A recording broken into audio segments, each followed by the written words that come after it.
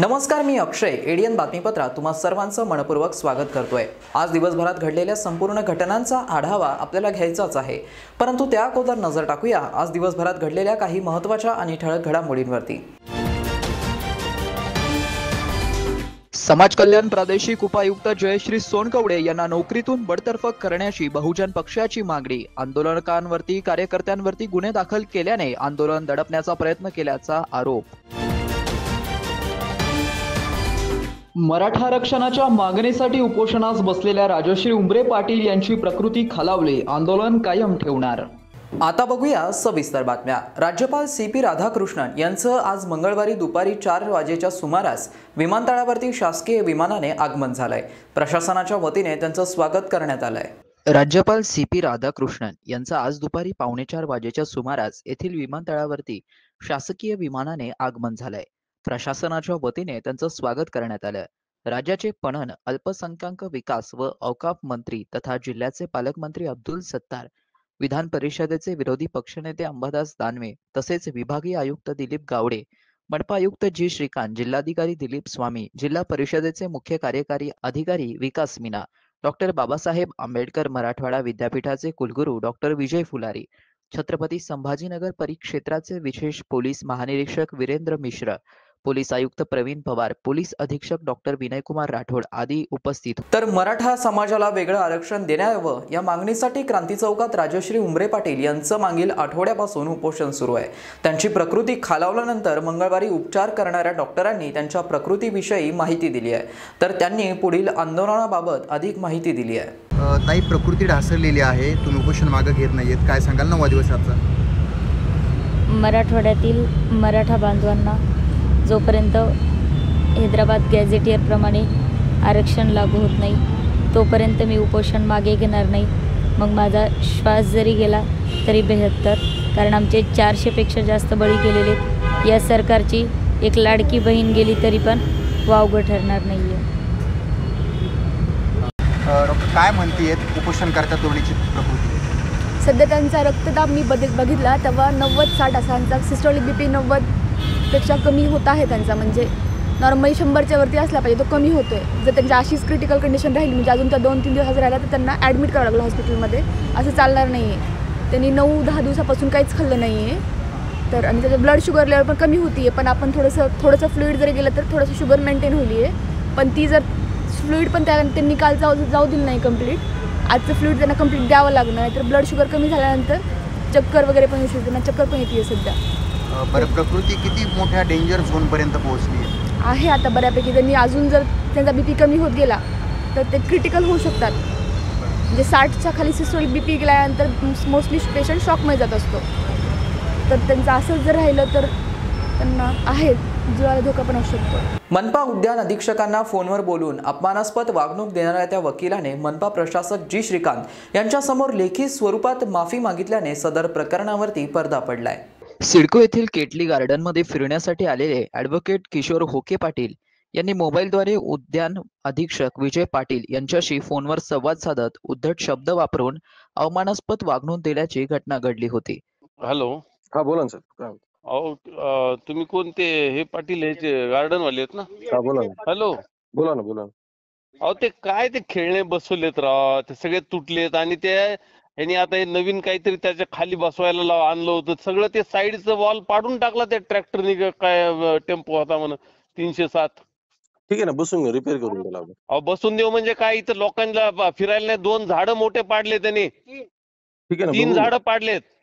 बघून घेतो साहेब, काही अडचण नाही. काय बघून घेता तिथं बसून? तुम्ही कशाला बसवलंय ते? काय कोणते बसून घेतले? हा, कोणते बसून घेतले? ते गार्डनचं कशाला आणलं? ते खेळणी सगळी.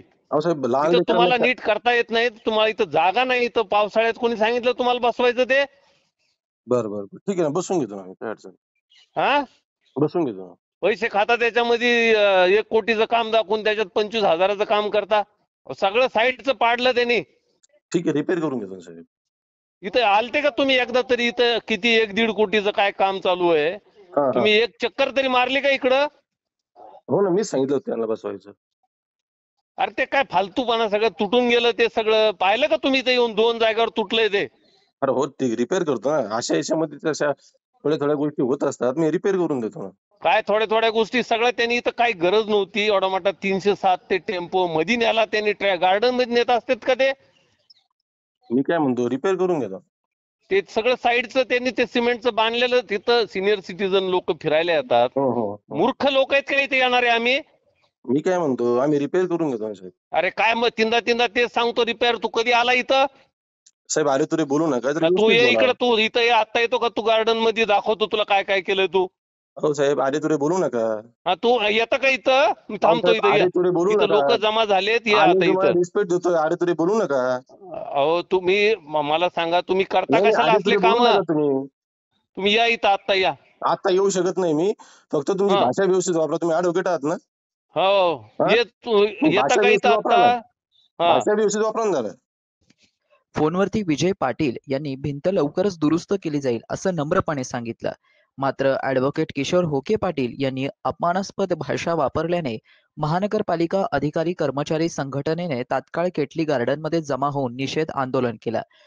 या आंदोलनात संघटनेने ॲडव्होकेट किशोर पाटील यांच्या विरोधात पोलीस तक्रार दाखल करण्याचा निर्णय घेतला होता. दरम्यान महानगरपालिका कर्मचाऱ्यांचं आंदोलन सुरू असताना गृहनिर्माण मंत्री अतुल सावे यांनी मध्यस्थी केली. त्यानंतर ॲडव्होकेट किशोर होके पाटील यांना मनपा प्रशासक जी श्रीकांत यांच्यासमोर हजर केले असता प्रशासकांनी त्यांना चांगलाच जाब विचारलाय. यावरती ॲडव्होकेट किशोर होके पाटील यांनी हात जोडत माफी मागितली. गार्डनमध्ये तुम्ही म्हटलं लहान मुलांना कशाला ठेवायचं? नाही तुटले तुटले तर तो दुरुस्ती करा. पावसाळ्यात बसू नका म्हणतो. पावसाळ्यात काय झालं, ते सगळे गाड्या घेऊन मध्ये यायला काम त्याचं करेंगे. काम त्याचं करेंगे.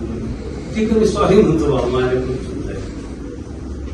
ऐसा आप इतने जैसे आप सॉरी बोलना हमको एक्सपेक्टेड भी नहीं. आप एक रिस्पॉन्सिबल सिटीजन. नाही माझ्याकडून चूक झाली ती. मला थोडंसं बीपीचा त्रास आहे. आणि सकाळी लोकांनी 5-50 लोकांनी मला वाटत ती बरीच भर आहे. खरं सांगतो, ते इन्स्टिगेटेड मी थोडंसं असं झालं. त्यांना माहिती हेच थोडंसं बोलतात, बाकीचं कोणी बोलत नाही. इन्स्टिगेशन झालेलं, बाकी याच्यापैकी काहीच नाही. मी सॉरी, मी येऊन देतो त्यांना. My suggestion is he is respected lawyer. हा And he is apologizing. Ah. That itself we should accept it as what I feel.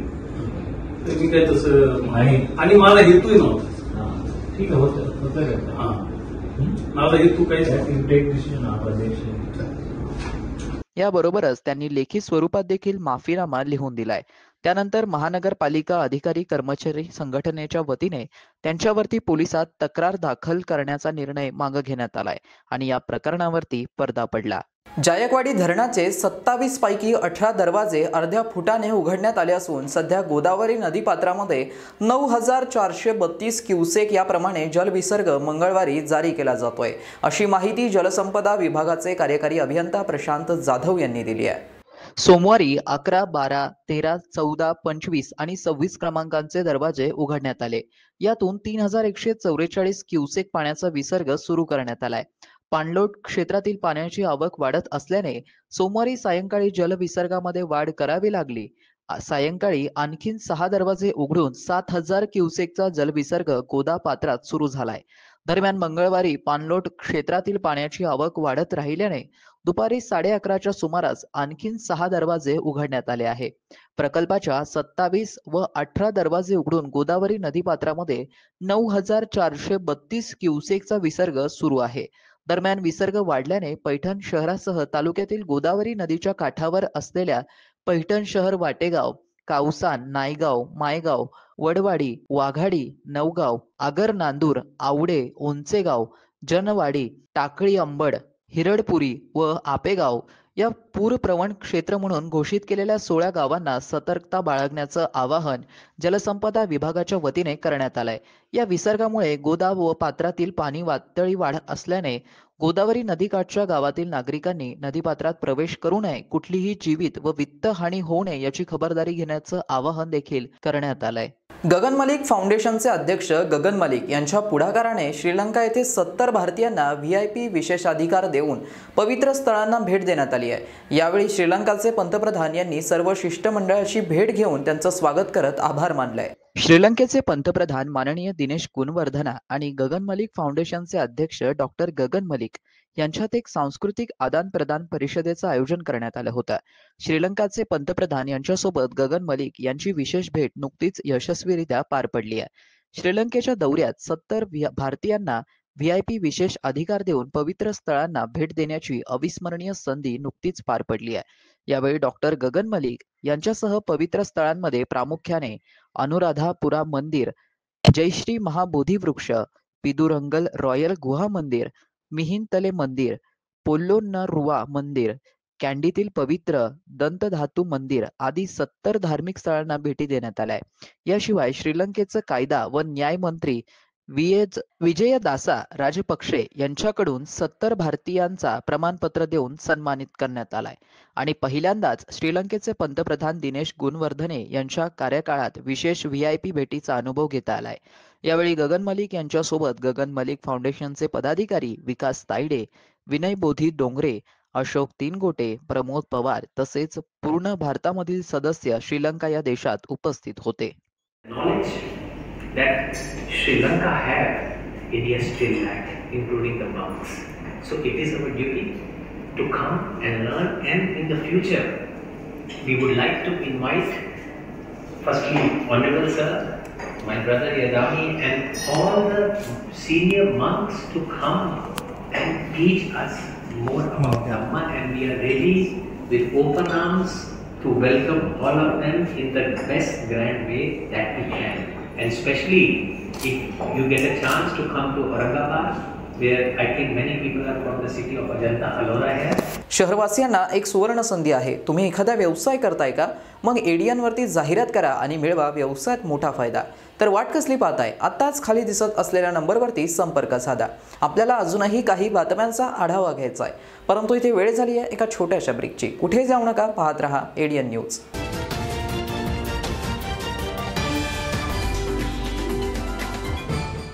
आपल्या सर्वांनाच आतुरता होती बाप्पाच्या आगमनाची. घरगुती गणेशोत्सव साजरा करणाऱ्या प्रत्येक गणेश भक्तांसाठी याही वर्षी आम्ही घेऊन आलो आहोत एक विशेष कार्यक्रम, माझा ADN गणेशा. या देखावा स्पर्धेत आपण आपल्या घरातील गणपतीच्या देखाव्यामध्ये इको फ्रेंडली गणपती यासारखे विषय मांडू शकतात. या सजावटीचे व्हिडिओ व्हॉट्सअप करा. या व्हिडिओचा कालावधी किमान 1 मिनिटाचा असावा. सहभागी गणेश भक्तांचे निवडक व्हिडिओ ADN वर प्रसारित करण्यात येतील. यातील काही निवडक विजेत्यांना आकर्षक बक्षिसेही देण्यात येतील. तर वाट कसली बघताय? त्वरित आपला मोबाईल उचला आणि आडव्या मोबाईलमध्ये आपल्या बाप्पाच्या सजावटीचा व्हिडिओ करून खाली दिलेल्या नंबरवर व्हॉट्सअप करा.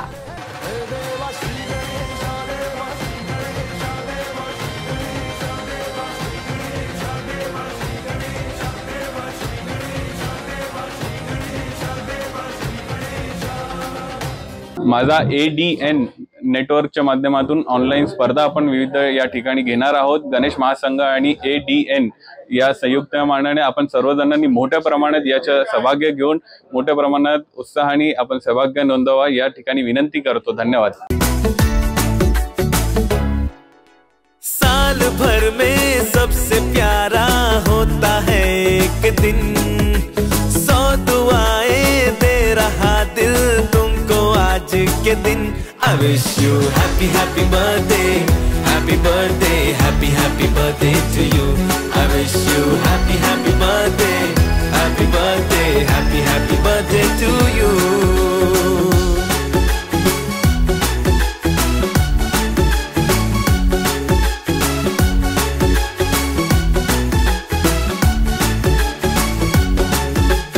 ये रंग लाए मेरी मन्नतें, पूरी हो तेरी सभी हसरतें.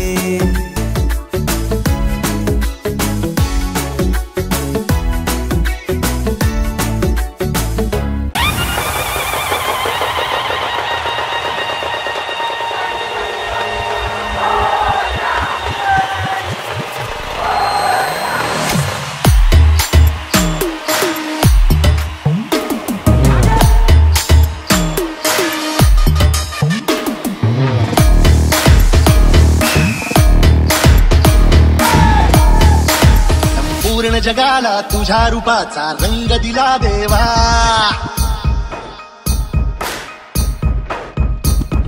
सगळ्याला प्रेमाच्या तुझा सुगंध दिला देवा. सगळ्याला प्रेमाच्या तुझा सुगंध दिला देवा.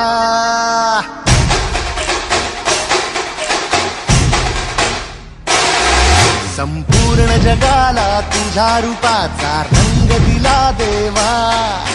सगळ्याला प्रेमाच्या तुझा सुगंध दिला देवा. फुला फुलातून देतो संदेश आम्हाला देवा. जगावे लोकांसाठी आदेश तुझा हा देवा. माणुसकीचा मंत्र दिला, प्रेमाचा पावन ग्रंथ दिला तू. दिला आम्हाला तू कुल राजा, धन्य झालो देवा. संपूर्ण जगाला तुझ्या रूपाचा रंग दिला देवा. सगळ्याला प्रेमाच्या तुझा सुगंध दिला देवा.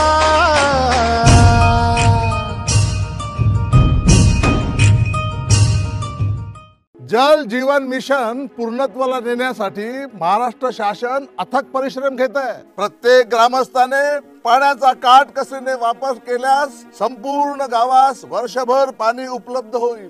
आपली ग्रामपंचायत आणि सर्व ग्रामस्थांनी जे आपल्या गावातले पाण्याचे स्रोत आहेत त्याची सुरक्षा करणं आवश्यक आहे. आता सांडपाणी, कचरा पाण्यात मिसळणार नाही याची मिळून चोख व्यवस्था करायची आहे. महाराष्ट्र शासनाच्या जल जीवन मिशनचा एक भाग बनूया.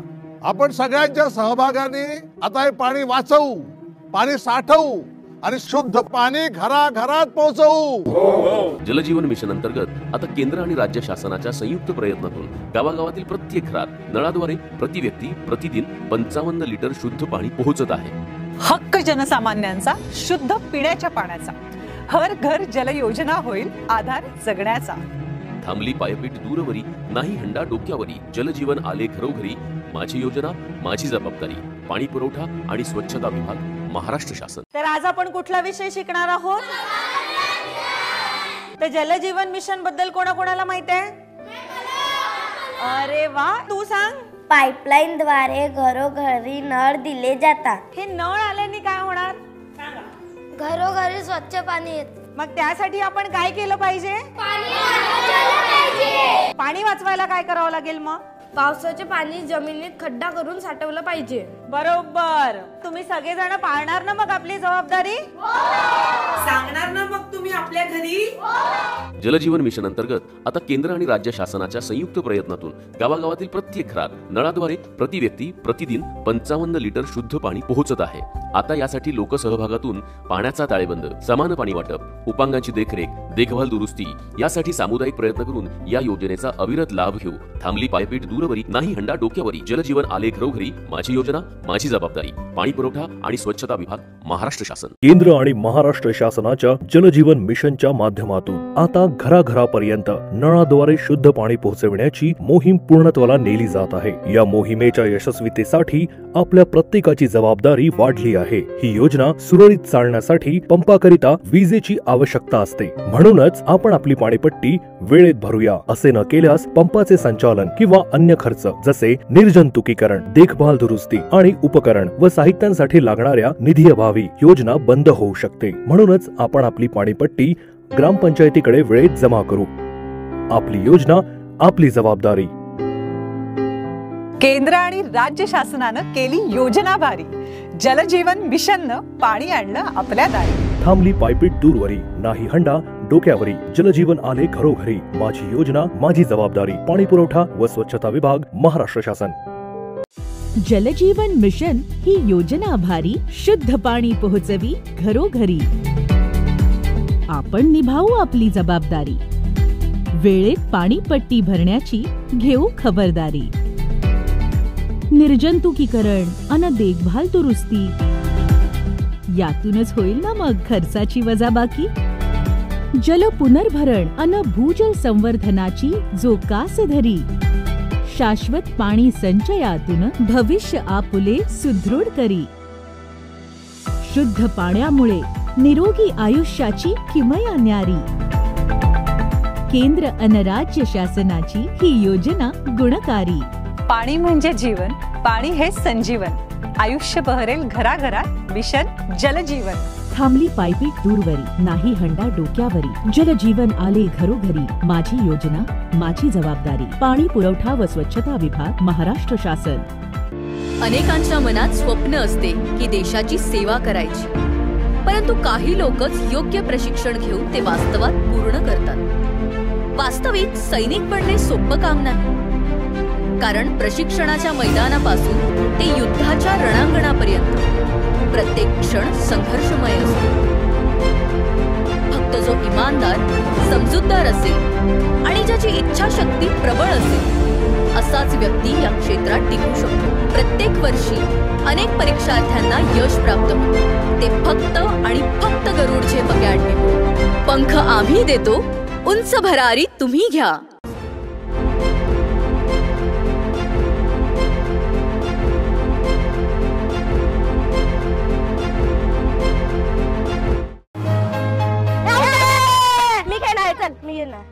तू कुठे? माझा नंबर आहे आता. हो याचा नंबर आहे. तू कशी आलीस खेळायला? आणि तुला खेळायला वेळ कसा मिळाला? अरे आता माझ्याकडे खेळायला आणि अभ्यास करायला वेळच वेळ आहे. म्हणजे मला रोज आई बरोबर पाणी आणायला दूर जावं लागायचं, त्यामुळे तुमच्यासोबत खेळायला मला वेळच नाही मिळायचा.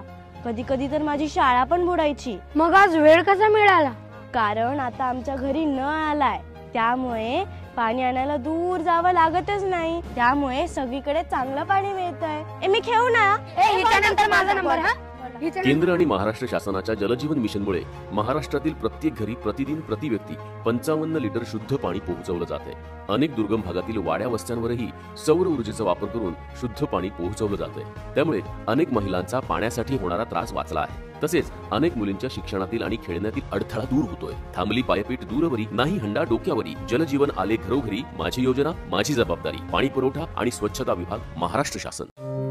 सलाम सरपंच. अरे सलाम युसुफ भाई, काय म्हणतो बा? मी काय ऐकलंय बाबा, तुम्ही जे गावात पाईपलाईन नळ लावून देणार आहे त्याचे पैसे घेणार आहे म्हणून. मी नाही घेणार आहे बा. मग आता तुझ्या घरात वीज येते, त्याचं बिल भरते की नाही? भरतो की. अरे मग तसंच आहे ते. आता तुमच्या घरात पाईपलाईन टाकणं, त्याला नळ लावून देणं, हाच खर्च शासन आणि 10% लोकवर्गणी यातून होणार आहे.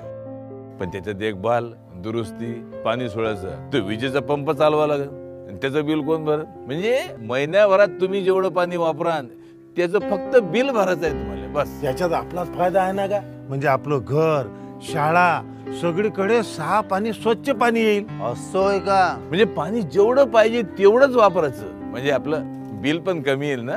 आता समजलं मला. येतो मी. जलजीवन मिशन अंतर्गत आता केंद्र आणि राज्य शासनाच्या संयुक्त प्रयत्नातून गावागावातील प्रत्येक घरात नळाद्वारे प्रतिदिन प्रति व्यक्ती 55 लिटर शुद्ध पाणी पोहोचत आहे. थांबली पायपीट दूरवरी, नाही हंडा डोक्यावरी. जलजीवन आले घरोघरी, माझी योजना माझी जबाबदारी. पाणी पुरवठा व स्वच्छता विभाग, महाराष्ट्र शासन. मस्त मास्क पहना है तुम्हें.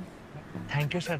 वो जान बचाने के लिए पहनना पड़ता है ना सर. रेडीमेड है या टेलर मेड है? ऑनलाइन ऑर्डर किया है सर. एक और है ना सर. देना.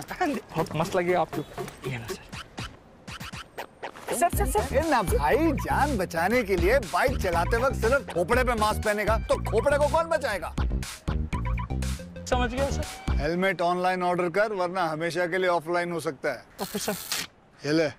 चल हम ये भी ऑनलाइन भर दे. हेलमेट पहने, ट्रैफिक नियमों का पालन करें, जिंदगी के सफर को सुरक्षित रखें.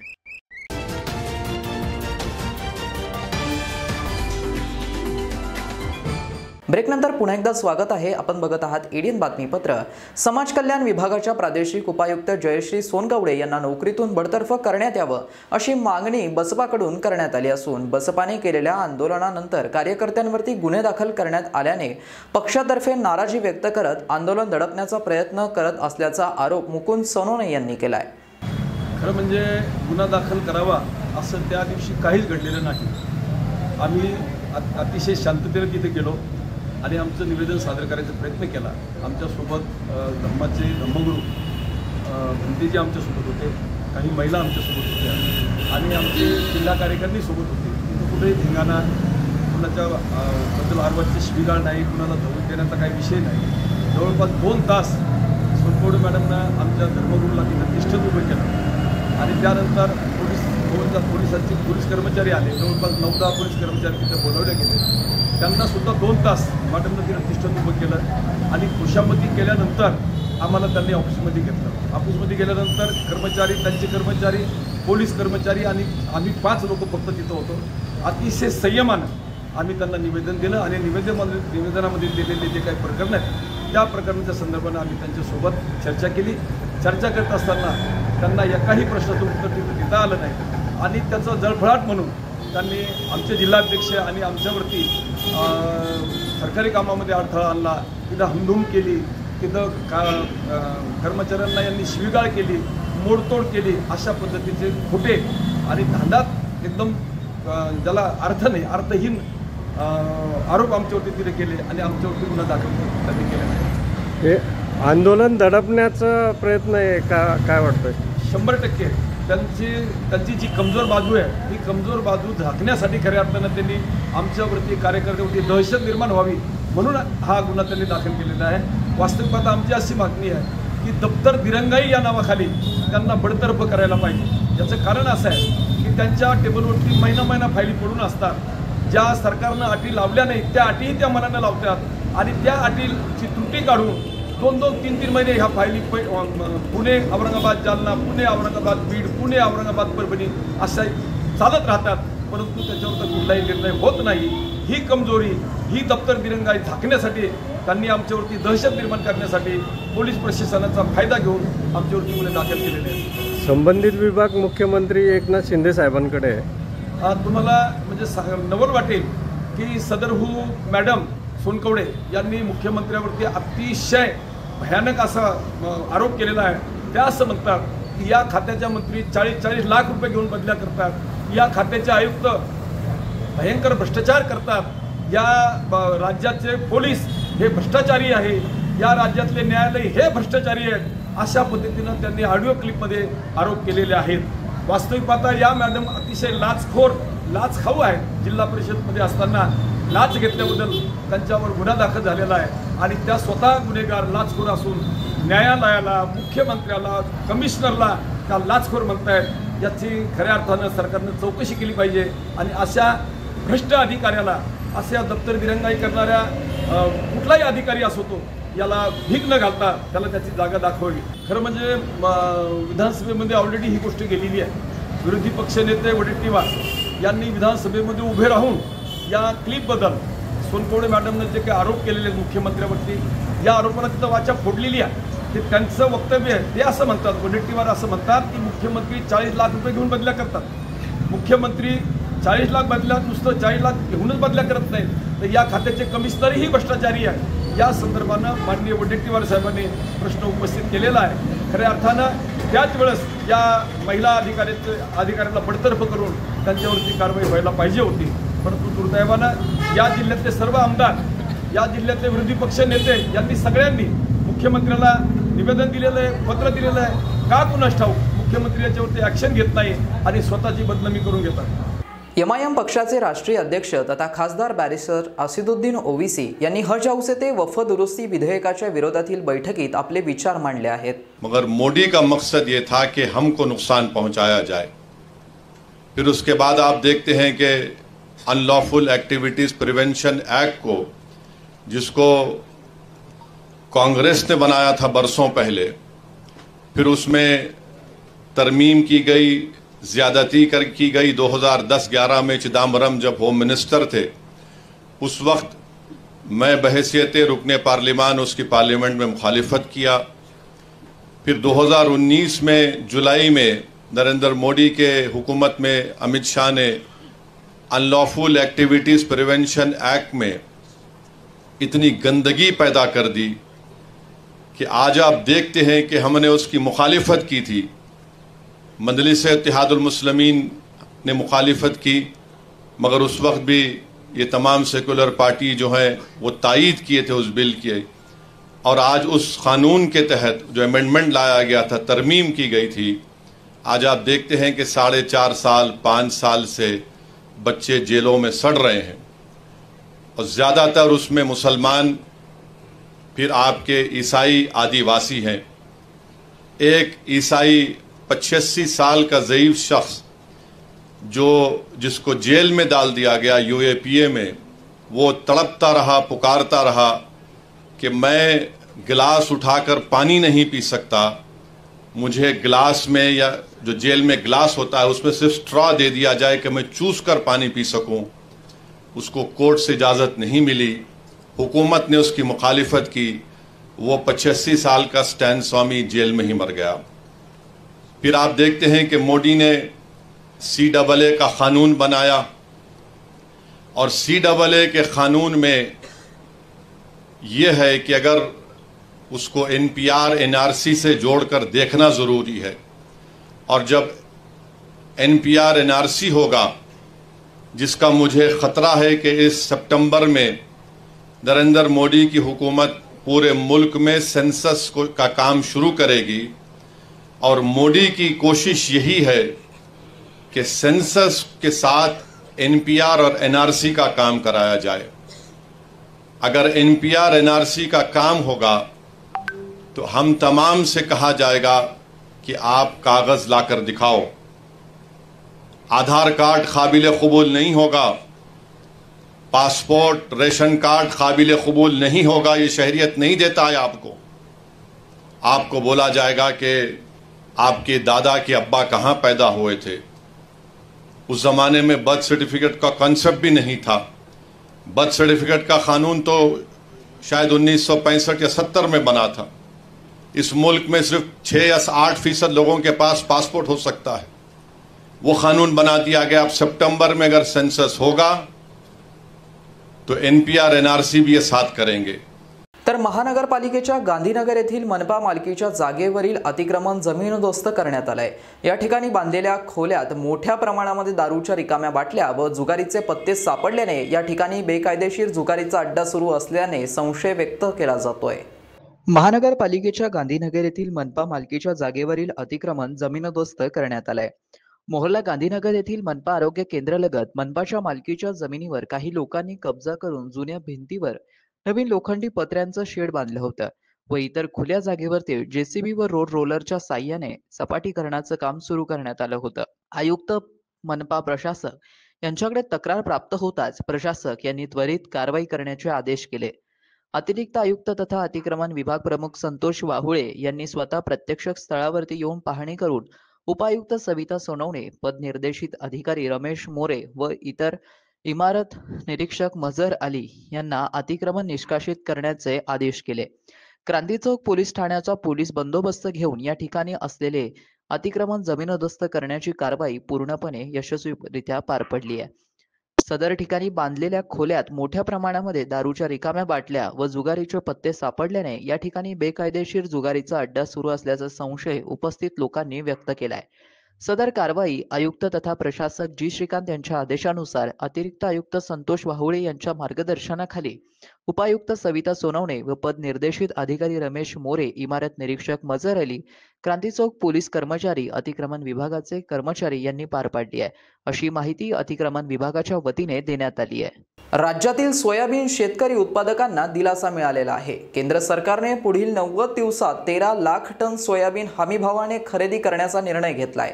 केंद्र सरकारच्या या निर्णयामुळे सोयाबीनला चांगला भाव मिळण्याची आशा निर्माण झाली आहे। सोयाबीन उत्पादकांना केंद्राचा दिलासा मिळालाय। राज्यातील सोयाबीन शेतकरी उत्पादकांना दिलासा मिळालाय। केंद्र सरकारने पुढील 90 दिवसात 13 लाख टन सोयाबीन हमी भावाने खरेदी करण्याचा निर्णय घेतलाय। यामुळे राज्यातील सोयाबीन पिकवणाऱ्या शेतकऱ्यांना मोठा फायदा होणार आहे। शेतकऱ्यांनी पिकवलेलं सोयाबीन नाफेड आणि SCCFच्या खरेदी केंद्रावर खरेदी केलं जाणार आहे। केंद्र सरकारने महाराष्ट्रासाठी सोयाबीनची किमान आधारभूत किंमत म्हणजेच 4892 प्रत्येकी क्विंटल इतकी निश्चित केली आहे। केंद्र सरकारच्या या निर्णयामुळे सोयाबीनला चांगलाच भाव मिळण्याची आशा निर्माण झाली आहे। शेवटी पुन्हा एकदा नजर टाकूया आज दिवसभरात घडलेल्या काही महत्त्वाच्या आणि ठळक घडामोडींवरती। समाज कल्याण प्रादेशिक उपायुक्त जयश्री सोनकवडे यांना नोकरीतून बडतर्फ करण्याची बहुजन पक्षाची मागणी। आंदोलकांवरती कार्यकर्त्यांवरती गुन्हे दाखल केल्याने आंदोलन दडपण्याचा प्रयत्न केल्याचा आरोप। मराठा आरक्षणाच्या मागणीसाठी उपोषणास बसलेल्या राजश्री उंबरे पाटील यांची प्रकृती खालावली, आंदोलन कायम ठेवणार। आणि याबरोबरच हे बातमीपत्र इथेच संपलं. पुन्हा भेटूया पुढील बातमीपत्रात. तोपर्यंत पाहत रहा आपल्या हक्काचं बातमीपत्र ADN न्यूज.